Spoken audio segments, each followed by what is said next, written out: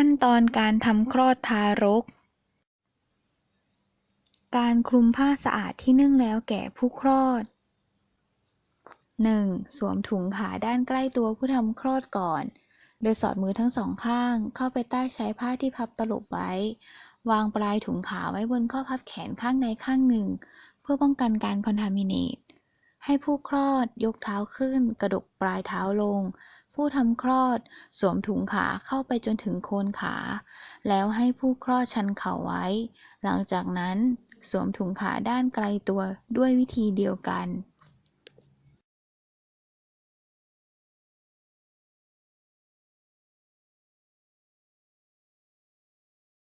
2. ปูผ้ารองคลอด โดยให้ผู้คลอดยกก้นขึ้น สอดผ้าเข้าใต้ก้นผู้คลอด ระวังการคอนทามิเนตขณะสอดผ้า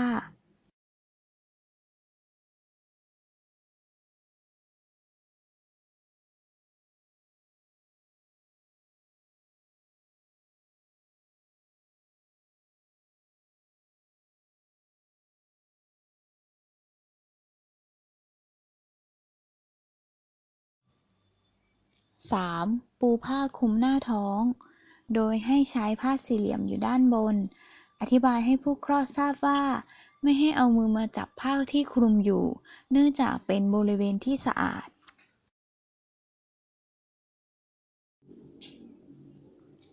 เตรียมอุปกรณ์ช่วยคลอดทารก 1. กรรไกรตัดเพอร์เนียม 2. เทปก๊อซ 3. ลูกสูบยางแดง 4. สำลีเช็ดตา ทำการตัดเพอร์เนียม โดยขณะตัดเพอร์เนียม บอกให้ผู้คลอดช่วยเบ่งเต็มที่ ใช้ท็อปก๊อซสต็อปบีด มือข้างที่ถนัดเซฟเพอร์เนียม มืออีกข้างป้องกันไม่ให้ศีรษะทารกกระแทกคลิตอริส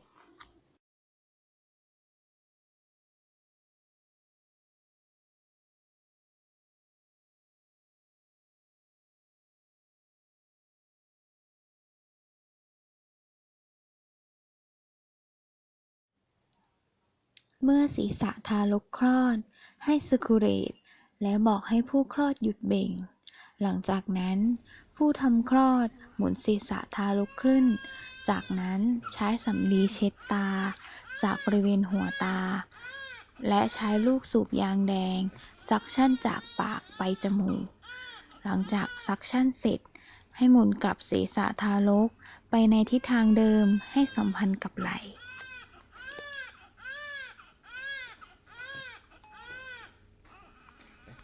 ต่อจากนั้น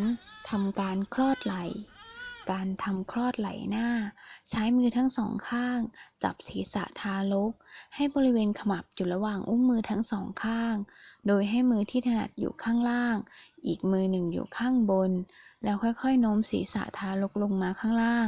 ตามแนวทิศทางของเชิงกรานส่วนบน คือประมาณ 45 องศาจากแนวราบ เมื่อเห็นไหล่หน้าจนถึงบริเวณซอกรักแร้จึงหยุด เสร็จแล้วทำคลอดลำตัว ในการทำคลอดลำตัวนั้น มือทั้งสองข้างยังคงจับอยู่ที่บริเวณขมับของทารก เมื่อไหล่ทั้งสองคลอดออกมาแล้ว ให้ดึงออกมาตรงๆในแนวราบจนเห็นสายสะดือ เมื่อทารกคลอดหมดทั้งตัวแล้ว ให้วางทารกลงบนผ้าที่สะอาดปราศจากเชื้อ โดยวางทารกให้ตะแคงหันหลัง เข้าหาปากช่องคลอดของมารดา และจัดให้สายสะดือวางพาดอยู่บนลำตัว หลังจากนั้น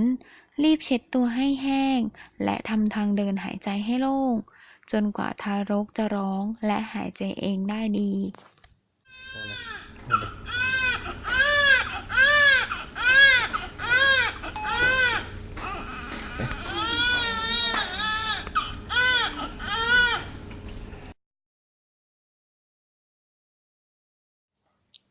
หลังจากนั้นเตรียมอุปกรณ์สำหรับการตัดสายสะดือ 1. กรรไกรตัดสายสะดือ 2. อาร์เทอรี่แคมป์ที่มีรับเบอริง 3. อาร์เทอรี่แคมป์ 4. ทูธฟอร์เซป 5. ไม้พันสำลี ใช้ไม้พันสำลีก้านที่ 1 เช็ดจากโคนสะดือถึงปลายสะดือประมาณ 10 เซนติเมตร ใช้อาร์เทอรี่แคมป์ที่มีรับเบอริง ค คมป์จากโคนสะดือประมาณ 2-3 เซนติเมตรไล่เลือดจากอาร์เทอรี่แคมป์ที่มีรับเบอริงไป 5 เซนติเมตรจากนั้น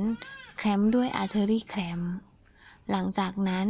ใช้ไม้พัดสำลีก้านที่ 2 เช็ดระหว่างอาร์เทอรี่แคมป์และอาร์เทอรี่แคมป์ที่มีรับเบอริงจากนั้นใช้กรรไกรตัดสายสะดือแล้วใช้ทูธฟอร์เซปส์ดึงรับเบอริงออกมาใช้ไม้พันสำลีก้านที่ 3 เช็ดตั้งแต่ปลายสะดือไปทางโคนสะดือและเช็ดรอบๆอะไรวะ